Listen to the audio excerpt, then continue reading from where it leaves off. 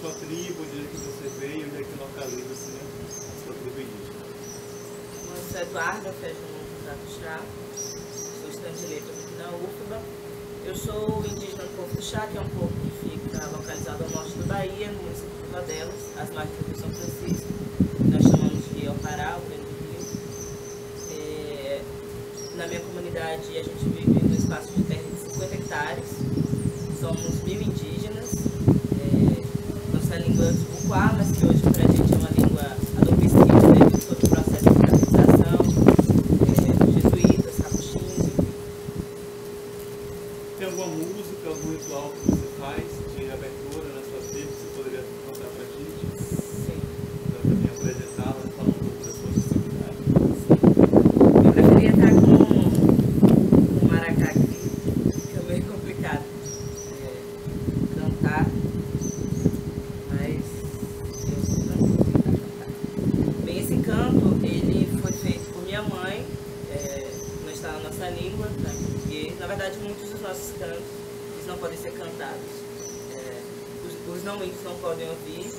E esse canto foi feito por minha mãe quando a juventude fez um movimento dentro da comunidade, um movimento de afirmação, de pertencimento. E é mais ou menos assim. Vou cantar sem o instrumento que a gente usa. Eu sou do chá, eu sou do chá, com orgulho. Eu sou do chá, eu sou do chá, com orgulho. Eu sou do chá, guerreiro, estou aqui pra lutar. Eu sou do chá, guerreiro, estou aqui pra lutar. E aí continua. O segundo verso fala que vai lutar pelo meu povo com a força do Deus do ar, que é um Deus importante pra gente estar na comunidade. Existe alguma saudação de cumprimento? Não necessariamente. Na verdade, a gente tem algumas práticas que a gente faz durante o toré, né? A nossa maneira de dançar, de se posicionar, algumas imitações que a gente faz de bicho ou alguma coisa mais assim que seria preciso de um espaço específico, de uma preparação espiritual também para fazer. Como que você enxerga a discussão indígena sobre o índio e o território, com a terra, né? Na verdade, a questão do indígena e o território é uma questão muito permanente na história do Brasil, né? Desde o período da colônia e até recentemente. Essa é uma questão que está muito aflorada ainda. E a gente escuta muito posicionamento negativo nesse sentido, né? A gente escuta as pessoas falarem, muita terra para pouco índio, ou coisas semelhantes. Recentemente a gente teve, eu não lembro qual emissora, mas acho que foi a Record, do Mato Grosso, em que a jornalista discutindo a questão de não sei como é que chama, da escola de samba Imperatriz Leopoldinense, que fez uma homenagem, a música deles, o samba deles, em homenagem aos indígenas do Xingu. E eles criticam um pouco o agronegócio, a bancada ruralista, enfim. E essa jornalista, ela falou coisas absurdas, né? Falou que o indígena que tem o celular, ele não é mais indígena, né? Tipo assim, que o indígena tem muita terra, mas não planta, mas enfim. Que nós tínhamos que morrer de malária, coisas muito duras de ouvir, eu enquanto indígena, em pleno 2017. Mas ainda, esses discursos ainda rolam. E, na verdade, isso é um discurso muito velado. A gente vê a índio é ladrão, o índio é bêbado, o índio é preguiçoso. Eu que agora estou aqui na cidade, eu observo que parece que as pessoas da cidade amam o indígena, né? E nós que somos do interior, nós temos que lidar com essas questões de território muito fortes. Os fazendeiros, os donos de terra e os indígenas têm sempre essa rixa. Na verdade, no caso do meu povo, a gente vive há 29 anos sem terra, devido ao impacto de uma grande barragem, a barragem de Taparica, no nosso território, que alagou o nosso território tradicional e até então não ressarciu. Essa é uma luta que se arrasta, que a gente faz de tudo, vai a Brasília, enfim, já estive lá, já tive que lidar com esse preconceito. Não sei se vocês conhecem a PEC 215, que é uma PEC, projeto de emenda constitucional que estava tramitando e que queria passar a competência da FUNAI de demarcar o território para o Congresso. E a gente sabe que está no Congresso é a bancada ruralista, é a bancada evangélica, que não gosta de índio. Então, toda essa questão, afora essas questões territoriais, eu estava lá nesse período e eu vi como a gente é tratado nesse sentido. Eu vi como acontece a negação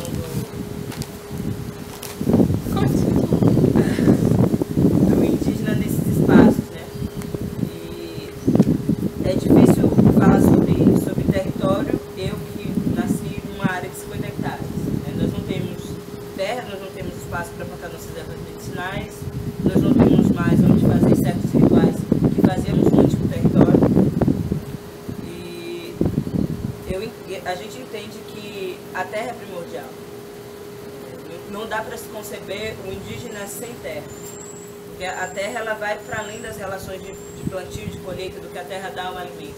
Mas é uma relação espiritual. É lá que nós enterramos os nossos antepassados, é lá que nós deixamos as nossas pegadas, é lá que nós construímos as nossas primeiras histórias.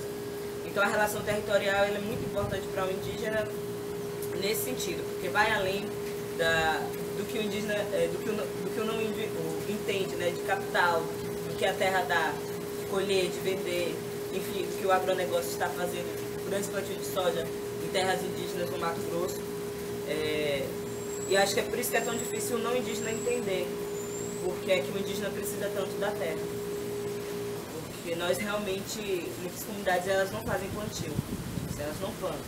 O que a terra dá é do que eles se alimentam, eles fazem a preservação. Na Bahia mesmo aconteceu um caso muito interessante que foi dos Quiriris.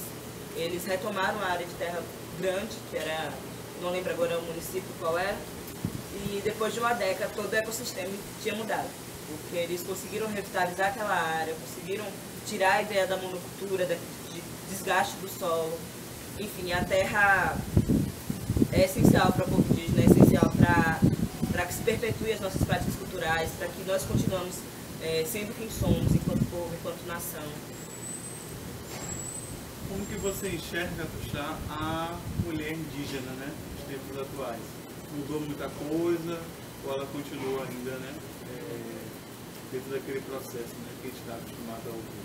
Sim, mudou bastante. Na minha comunidade mesmo, eu vejo mulheres muito fortes, né?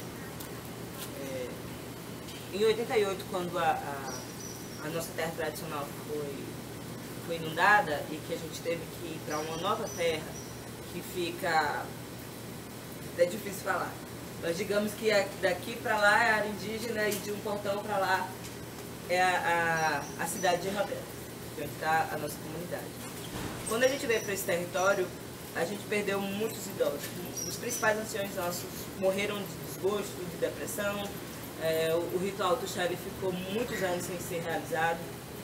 E alcoolismo, enfim, todas aquelas problemáticas que o homem branco traz para dentro das nossas comunidades. Então, durante esse longo período, muitas coisas da nossa tradição não foram passadas, o ritual não era feito. E quem deu o primeiro passo foram as mulheres, porque dentro das nossas culturas a mulher é a guardiã dos saberes, da cultura, do manejo das ervas. Então na minha comunidade a estratégia que as mulheres fizeram, inclusive minha mãe e outras mulheres, foi a educação. No momento que nós não tínhamos terra para plantar e que nós não tínhamos um rio como era antes para pescar, não dava mais para viver da pesca. O rio estava, muitos peixes sumiram, o rio estava com água escura. O instrumento que elas acharam para fortalecer as nossas culturas foi a educação. Elas saíram para estudar, fazer faculdade, enfim, por meios dela mesmo. Muitas foram lecionar em outras comunidades indígenas e lutaram para conseguir uma escola. A escola é hoje o ponto de contato da cultura Tuxá dentro da nossa comunidade. Então essas mulheres, elas passaram mais uma vez a cumprir o papel dela, que é proteger a cultura independente de qualquer instrumento. A escola hoje é quem passa, os meninos aprendem a dançar o toré, aprendem palavras na língua dentro da escola. E a história da mulher indígena, ela vem desde muito antes, né? Porque o período da colonização, período em que a gente via índio correndo para um lado, negro correndo para outro, fugindo do homem branco, dos bandeirantes, enfim, os indígenas homens é que saíam para enfrentar esses homens. E as mulheres tinham um papel que não é menor de proteger as crianças, de proteger os mais velhos. Porque protegendo as crianças, protegendo os mais velhos, elas estavam protegendo a memória e o futuro desses povos. Então, desde lá, a mulher tem esse papel de guardiã mesmo da cultura. E hoje, principalmente, porque não é que cuidar do lar, não é que cuidar da criança, não é que fazer a comida é uma atividade inferior para a mulher indígena. Na verdade, isso não incomoda, porque alimentar a comunidade, criar as crianças, passar as histórias, é um espaço também de muito privilégio. Estar dentro de casa passando esses saberes é um espaço de privilégio dentro das nossas culturas que se mantém disso, da memória. Mas hoje as mulheres indígenas, elas sentem a necessidade de sair e de estar à frente também. Não é que queiramos ser melhores do que os homens, mas lutar juntos. Porque na verdade o nosso inimigo comum é o homem branco, independente do gênero. É o homem branco que está comunicando com as nossas culturas, as nossas estruturas dentro da comunidade. Então a mulher indígena hoje é quem está à frente das retomadas, é quem está aqui na universidade discutindo esses saberes, fazendo com que esses saberes das nossas comunidades venham habitar a universidade. Então eu vejo hoje essa mudança muito clara, mas também que a mulher indígena ela sempre teve esse papel e que cumpre muito bem, de proteger a cultura, de perpetuar isso. Como que você enxerga, Tuxá, a função da saúde da população indígena, né? Como te dá a relação de saúde com a sua tribo indígena? Né? O que é feito, houve algum avanço? Ainda vocês vivem muito daquele método dos ancestrais, né? Das orientações, ou vocês também avançaram do ponto de vista tecnológico? Sim. Temos políticas de saúde dentro da comunidade, mas acho que não é só dentro das comunidades, mas no Brasil como um todo, as políticas de saúde elas não atendem bem, né? Não atendem bem. Mas dentro da nossa comunidade nós temos um posto de saúde. Hoje muitos dos profissionais que lá estão são indígenas Tuxá, formados, enfermeiros, médicos, enfim. Então nisso avançamos, mas ainda temos o primeiro passo. Busca o pajé, busca alguém para olhar, toma um chá, enfim, a gente ainda tem essa tradição. E muitas das nossas coisas também são resolvidas dentro do ritual. E aí sim, caso não consiga, não, isso aí é coisa de médico, vai resolver lá no hospital. Os rituais acontecem em período de festa, acontecem sim, previsto como celebração. Como é que é vista essa questão do ritual, né, na tribo indígena? Né? Como se der aqui? Feito de quem para quem, né? Sim. O ritual Tuxá, na verdade, o ritual Tuxá ele é muito conhecido, acho que a nível de Nordeste, porque ele se mantém, ele acontece quinzenalmente. E o povo Tuxá, nesse sentido, ele ajudou outros povos no processo de afirmação, das práticas ritualísticas. Ele ajudava muito, a gente traz essa espiritualidade muito forte.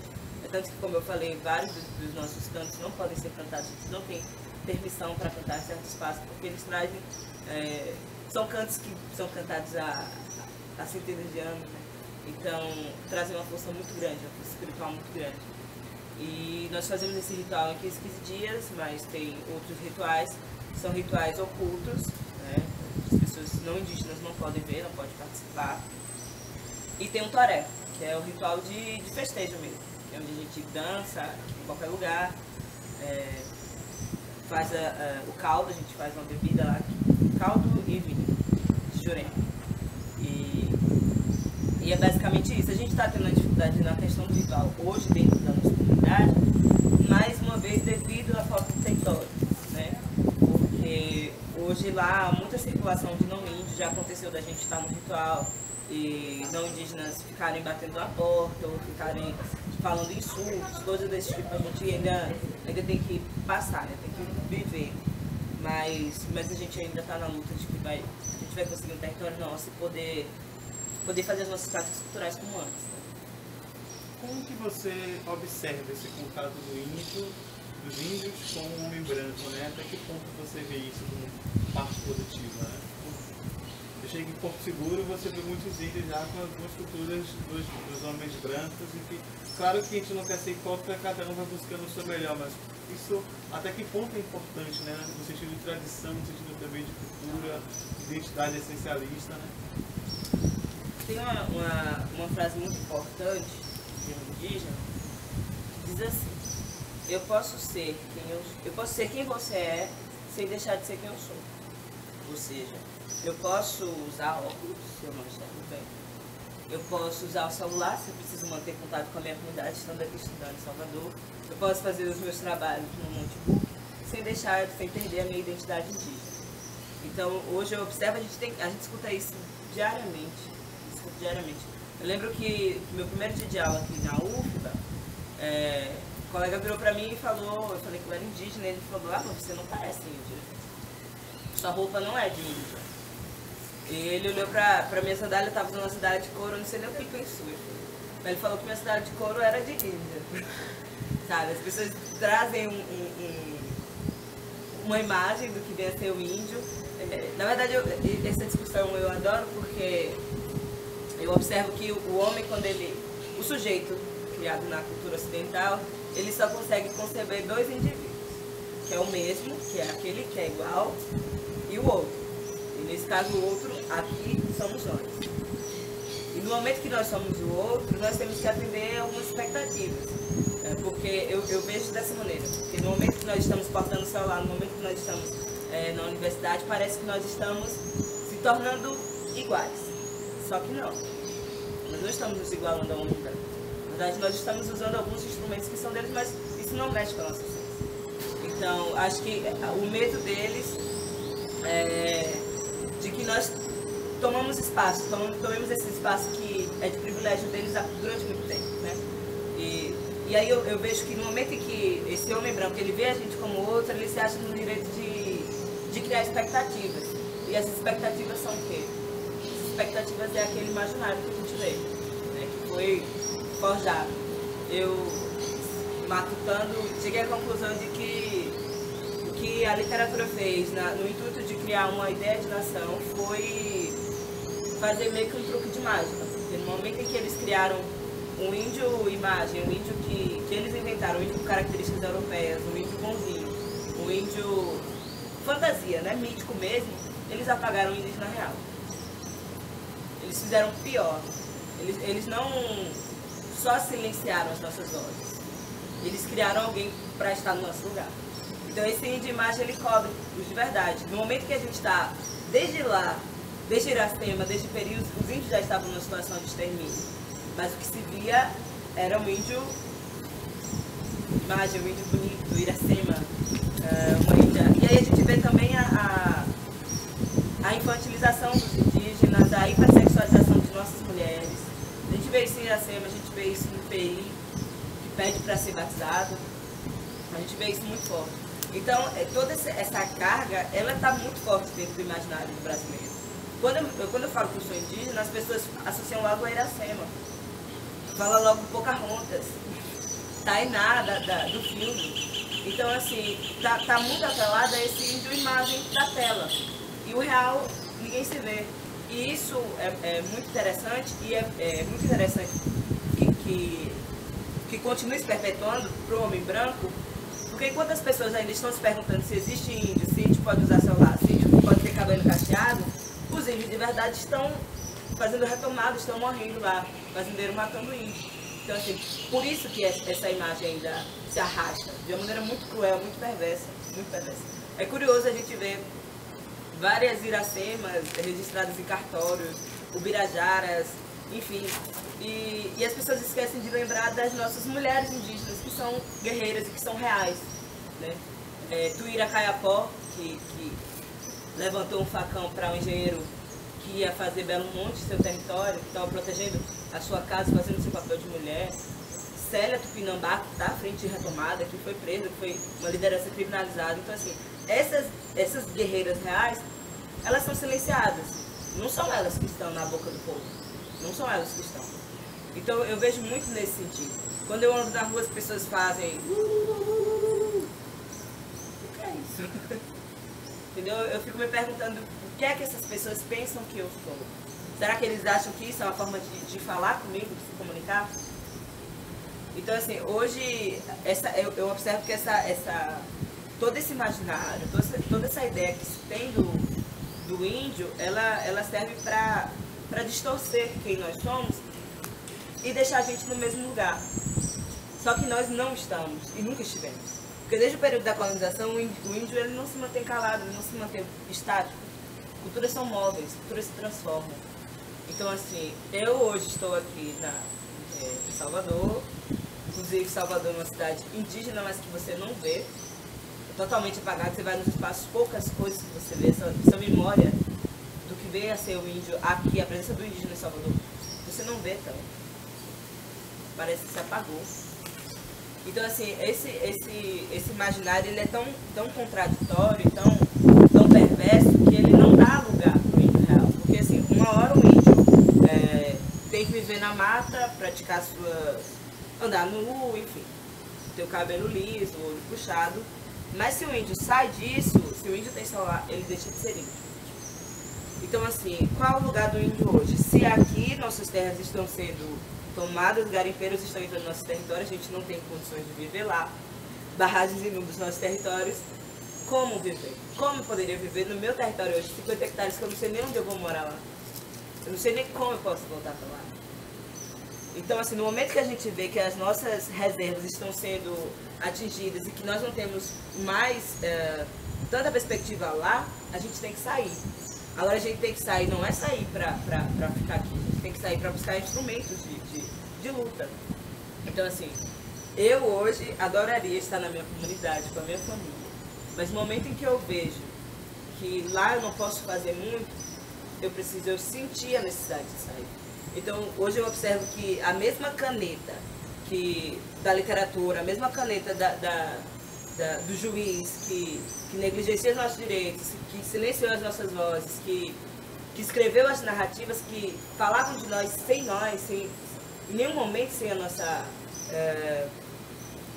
nossa voz, sem que a gente participasse daquilo, essa mesma caneta que apagou a gente, é hoje a caneta que eu uso para acender os nossos povos.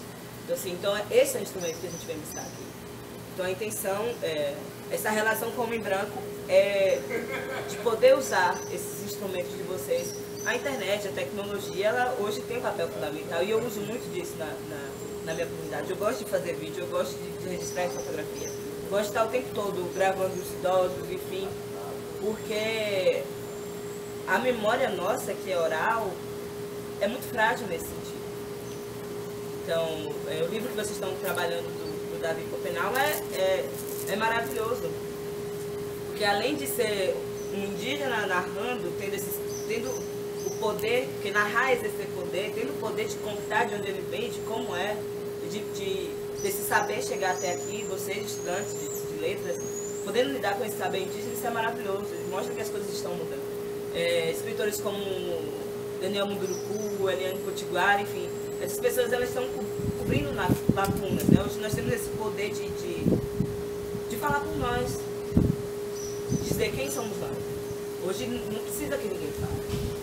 Tem uma frase, acho que é do Cacique Quiriri, que ele diz assim: a gente não quer mais doutor índio, não, a gente quer índio doutor. Então, chega de ser objeto de pesquisa, a gente quer pesquisar. A gente quer ajudar a nossa comunidade de outras formas, entendeu? De trazer esses instrumentos, de trabalhar outras questões, a educação mesmo. Eu faço curso de letras aqui, então não só a literatura, que é o que eu almejo fazer, registrar as histórias do meu povo, mas a educação também. Eu vejo como a educação foi... Hoje, a escola da nossa aldeia é a melhor do nosso município. A melhor do nosso município e uma das melhores da região. Acho que só ficou em terceiro lugar.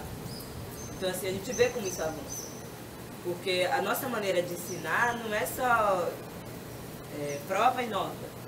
A gente educa dentro da nossa tradição.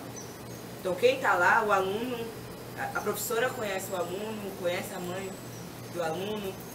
Então, assim, é uma educação muito, muito própria da gente, um espaço da gente, um ponto de contato da nossa cultura mesmo, ali que está sendo trabalhado no nosso bom esse show de aula que você nos deu assim, e eu queria que você assim pudesse falar forma muito objetiva, né, por conta da questão do vídeo. Como que você enxerga o índio contemporâneo? Não se reconhece muito. Uma pergunta interessante também, além dessa daí que eu perguntei. Por que nós não nos reconhecemos enquanto índios? Como é que você enxerga esse apagamento histórico? Acho que é um pouco no sentido do que eu falei, né? O Daniel Munduruku, recentemente quando eu estive com ele falou uma coisa que me tocou muito. E que acredito que seja realmente esse o motivo.